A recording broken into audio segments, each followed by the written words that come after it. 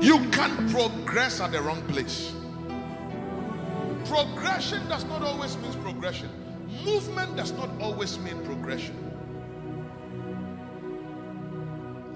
You can do very well at the wrong thing.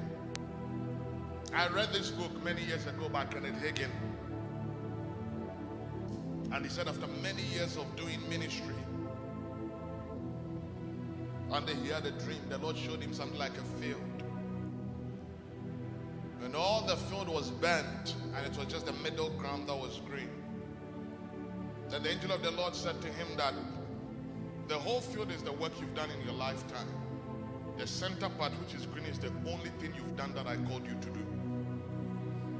That means that you've done a lot of work, but you've labored in vain. It's called misalignment. Just because there is movement does not mean there is progress. Are you here with me? Are you here with me? If in a football team a defender finds himself at the number 9 position, it's an error. Yes, on occasions when there's going to be a corner kick, we may all come in the haste of the moment to find something, but there's something called positional play. Are you here with me? There's something called, and you see, the tendency for wanting to be a striker as a defender is high because defenders don't get praise. When they're talking about Ballon d'Or, they don't look at how many interceptions and tackles, they look at how many goals and assists. Are you here with me? So majority of the time, when they're talking about Ballon d'Or, they are talking about strikers. So it's very rare for a defender to win the best player of the world. Now, because of the way men judge things, it is very, very likely that if you're not careful, you would find yourself in the position where men see. But no matter how Cristiano Ronaldo or Lionel Messi are good players, if they don't have defenders, midfielders, and wingers, they can score 1 million goals, they'll lose by 1 billion. There is something called positional play. The first word spoken by God to man after the fall was a simple question: where are you? Not how are you, but who are you? Genesis 3:9. God didn't say, who are you, Adam? He didn't say, how are you, Adam? The first question that the Lord will pose to him, go to the book of Genesis, the chapter number 3, quickly. 1, 2, let's read, go. What is the question? Talk to me. What is the question? Is it who are you? How are you? What are you? When are you? No. This is the first word God speaks after the fall. It was not who. The love of God did not change because Adam fell. Adam still remained a child of God. Even when Cain sinned, murdering his brother, the Lord still loved him and protected him. But one of the things that was very sure about all of these men is that they were driven out of the presence of God. It was not about who they were, it's where they operated from. So the first question to go from God, or the first time we hear God speak after the fall, is not who are you, it's where. In other words, sin brought about a shift of position. Adam went from being the God of the earth to a position where the enemy now became the God of this world. Positions were swapped. There was still motion and there was still work. And what I'm trying to tell you is that you can still be doing everything, but the question is, are you aligned? Where are you? Where are you doing it from? Are you where God wants you to be? Doing what He wants you to do. It's better to not make progress at all than to be progressing at the wrong place. And you see, in this world that we live in, everything is so visual that if you are not careful, you lose yourself. I promise you. Because your conviction becomes strong until you watch somebody's reel. Your conviction is strong until you watch a YouTube. Everybody's posting. Everybody's pushing. Everybody's saying this is what God is saying. Everybody's saying this is what God is doing. You are very, very, you are sure that the agenda of God for me in this season is that I should read Ezekiel until you watch the podcast. And in the podcast, the one who was speaking said, I believe, the will of God for the church now is to read the book of John. So by the time you finish the podcast, you open the book of John when God said, stay in Ezekiel.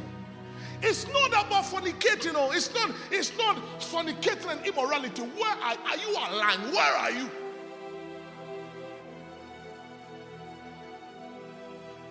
Distractions, and sometimes distractions can be very holy.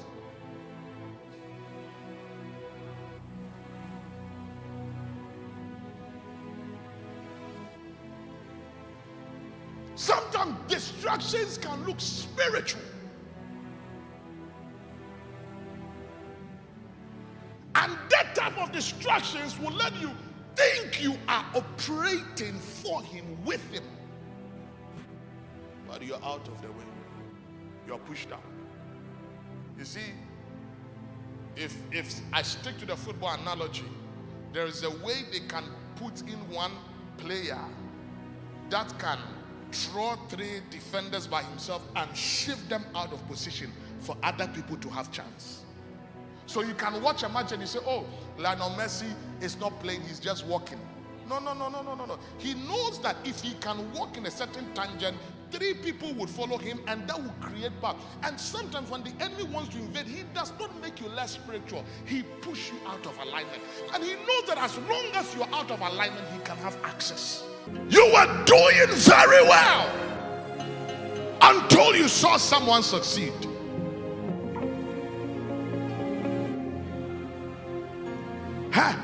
The distraction is so crazy that our generation, all our tongues sound alike. All our songs sound alike. All our preachers sound alike. All our movement sounds alike. Because you see, we follow the algorithms. We follow that which is trendy. We follow. So worshipers sound the same. Singers sound the same. Preachers sound the same. They preach the same. They do the same thing. It is a holy distraction.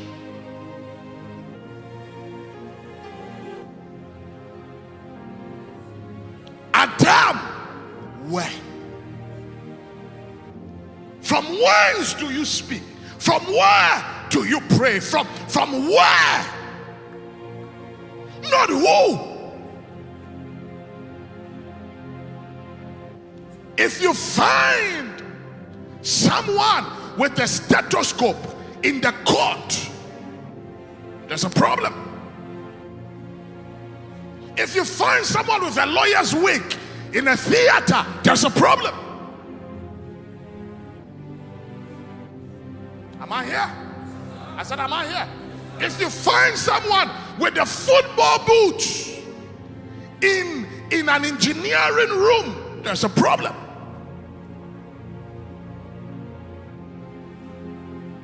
It's not what you do, it's where you do what you do. It's called alignment.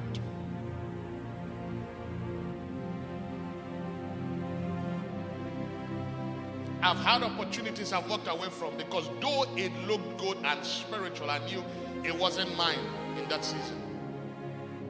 It's called alignment. There's a time, there's a season for everything under the sun. There is a time. Where are you?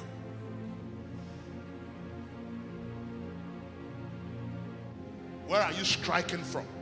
Where are you interceding from? Where are you in this season? I feel that there is a necessity to enter into a deeper place of prayer for God to just put us in the right place. For God to even align the posture of our hearts. Why do you want to marry? Is it because your friends are marrying? What if it is the time that God is saying that deny yourself for the sake of the kingdom for a season? Just because the window has opened does not mean everybody must enter.